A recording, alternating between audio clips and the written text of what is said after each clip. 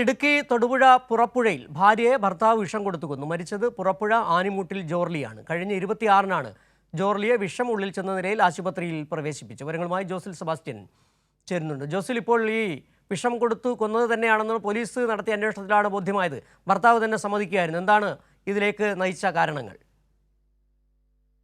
ഗാർഹിക പീഡനത്തെ തുടർന്ന് തൊടുപുഴ പുറപ്പുഴയിൽ യുവതി വിഷമുള്ളിൽ ചെന്ന് മരിച്ച സംഭവം കൊലപാതകമാണെന്ന് പോലീസ് സ്ഥിരീകരിച്ചിട്ടുണ്ട്. ഭർത്താവിനെതിരെ പോലീസ് കൊലക്കുറ്റം ചുമത്തി കേസിലുണ്ട്. അയാൾ ഇപ്പോൾ റിമാൻഡിൽ കഴിയുകയാണ്. പുറപ്പുഴ ആനിമൂട്ടിൽ ജോർലി ഈ കൊല്ലപ്പെട്ട സംഭവത്തിലാണ് ഭർത്താവ് ടോണി മാത്യുവിനെതിരെ കരിങ്കുന്നം പോലീസ് കൊലക്കുറ്റം ചുമത്തിയിരിക്കുന്നത്. കഴിഞ്ഞ 29-നാണ് ജോർലിയെ വിഷം ഉള്ളിൽ ചെന്ന നിലയിൽ ആശുപത്രിയിൽ പ്രവേശിപ്പിച്ചത്.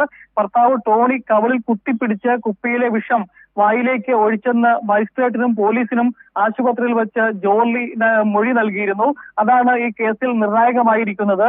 ഈ ചികിത്സയിലിരിക്കുമ്പോൾ കഴിഞ്ഞ വ്യാഴാഴ്ച 3-ാം തീയതിയാണ് ജോർലി മരിച്ചത്. ജോർലിയുടെ പിതാവ് പല്ലാരിമംഗലം അടിവാട് കുന്നക്കാട് ജോൺ മകളുടെ മരണത്തിൽ പരാതി നൽകിയിരുന്നു. ഭർത്താവും ബന്ധുക്കളും ജോർലിയെ ശാരീരികമായും മാനസികമായും പീഡിപ്പിച്ചിരുന്നതായി പിതാവിന്റെ പരാതിയിലുണ്ട്. 20 പവന്റെ സ്വർണ്ണാഭരണങ്ങളും 2 ലക്ഷം രൂപയും വിവാഹ സമയത്ത് ഇവർക്ക് നൽകിയിരുന്നു. പിന്നീട് ഏകദേശം 4.5 ലക്ഷത്തോളം രൂപ ഈ നിർബന്ധിച്ച് ഈ പിതാവിൽ നിന്ന് ഈ ടോണിയുടെ കുടുംബം മേടിച്ചെടുത്തിട്ടുണ്ട്.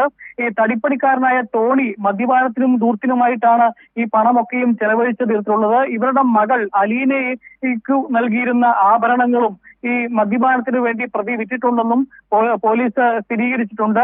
ഈ മദ്യപിച്ച് സ്ഥിരമായി വീട്ടിലെത്തി വഴക്കുണ്ടാക്കുന്നത് പതിവായിരുന്നു. 6 മാസം മുമ്പ് വാടക വീട്ടിലേക്ക് താമസം മാറ്റി. അവിടെയും ഉപദ്രവം തുടർന്നു.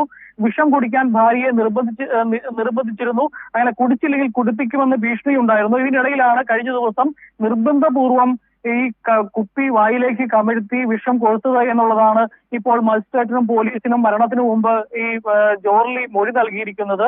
അതിന്റെ അടിസ്ഥാനത്തിലാണ് പോലീസ് അറസ്റ്റ് ചെയ്ത് ഈ ജോർലി ആശുപത്രിയിലായിരിക്കുന്ന സാഹചര്യത്തിൽ തന്നെ ടോണി റിമാൻഡിലാണ് നിലവിൽ. ജോർലിയുടെ സംസ്കാരം നാളെയാണ് നടക്കുന്നത്. സിജു, ശരി. ഇടുക്കിയിലെ യുവതിയുടെ കൊലപാതകം ഭർത്താവ് വിഷം കൊടുത്തു കൊന്നത് തന്നെയെന്ന് യുവതി മൊഴി നൽകിയിരിക്കുന്ന അടിസ്ഥാനത്തിൽ ഭർത്താവിനെ അറസ്റ്റ് ചെയ്തിരിക്കുന്നു. വിവരങ്ങളാണ് ജോസിൽ സെബാസ്റ്റ്യൻ നൽകിയത്.